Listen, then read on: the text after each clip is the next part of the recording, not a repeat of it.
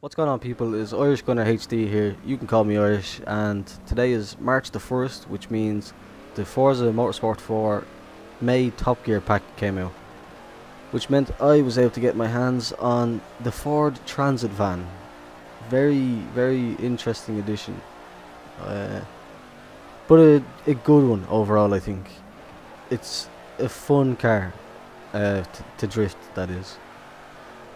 What you're seeing here is all I've driven it so far, about 8 or so minutes, just constantly doing laps of Tsukuba. What I've got, if you can probably hear it in the background, is the Ford Falcon Racing V8 engine, and I didn't remove the restrictors just because I didn't think it needed that much horsepower. Like, it brought it up to like over 800 horsepower or something like that, which wasn't completely necessary, because it's got sport tyres, I believe, widest rear tyre at the back obviously, and 19-inch wheels, and it drifts fine. As you can see, like, it's not amazing. The main drawback being the engine, because as you can see for most of this video it's just bouncing off the limiter like you wouldn't even believe. It's kind of, I wish they'd put in like the option for like a Mustang V8 or something like that, like something from a street car, because then you'd have more options to modify it.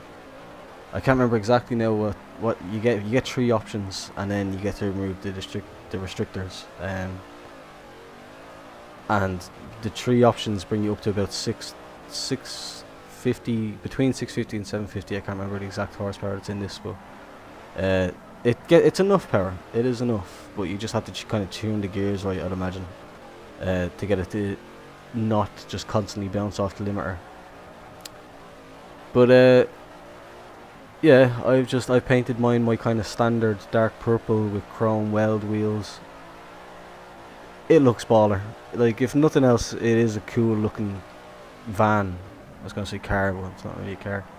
It's a cool looking van to have in the game, and I've seen already a lot of beast mode paint jobs. Like, some people are painting some crazy stuff. Like, I know DF4 Devos on the forums has done some amazing paints. 2 paints so far, which are basically, they look like team vans for like paints that he's already done. I'm trying to remember off the top of my head which ones they were. I can't remember, but they were team paint jobs, and he'd painted it so the doors were open and you could see into the tools and stuff inside. It was amazing. And then there's other people painting wacky stuff like the 18 paint job and the bus, the van from Scooby-Doo and stuff like that. And people are making AA vans, accident hospital vans, like crazy stuff. Like, so that's a cool aspect of it. But I'm a drifter, and it can drift, but this part here of the track is its main weakness. Linking those 2 corners, I found it straightened up a lot. Like, most of the time it would just straighten up and I'd have to just drive to the second part there. But it does move, it gets around, it does what you want it to do basically. Like, it doesn't overly perform. It's not going to beat a Supra or a Skyline. Probably wouldn't even beat like a Hachi. Like, it's not going to win any battles, but it's fun, and I can't wait to get into some online games with my friends and tandem the things, because that's going to be funny. Because I'd never gotten any of the other bigger cars, like the Ford Raptor Jeep that they brought out. I never got that, so I never got to get the buzz of doing tandems in big stupid cars, vans, or as like trucks, jeeps, whatever you want to call them. But yeah, I had a good few laps here. Like, spun out a couple of times, stalled a few times, stopped drifting just because of the fact that it's a van. Basically, it's hard to drift, knock it off walls, as you see there. But yeah, it's pretty good. The only thing is, the car pack itself is just really underwhelming for drifters, and that's like a common theme with Turn 10 so far. They've really been slacking on the drift options in car packs. The closest thing I would say that they've come to bringing out a drifter's car would be a Mark II Escort that they brought out earlier. I think it was the February pack or something like that. But they brought out a Ford Mark II Escort, which is the closest thing to a dedicated drift car we've gotten so far, I would say.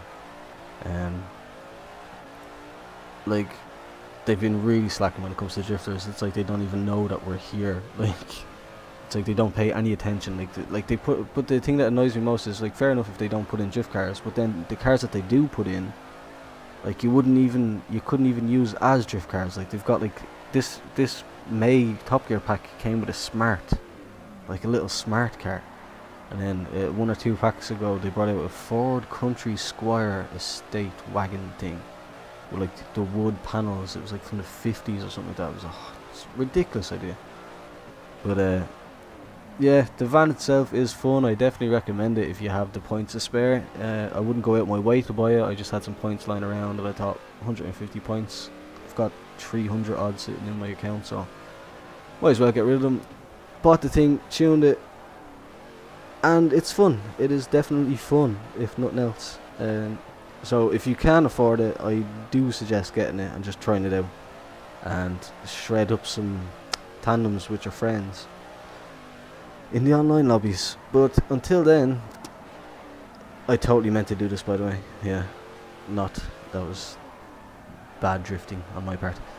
But yeah, it is pretty fun. I do recommend it, and if you found me interesting at all, you can feel free to hit subscribe, because I'll be doing more things like this. I plan on reviewing the Subaru that came with this pack, because it can drift. I'm sure it can be rear wheel drive swapped, so I'm going to give it a look anyway. So if you liked it, stay tuned for more. Hit the subscribe button, like the video if you want, and yeah, I've been Irish, and thanks for watching the video.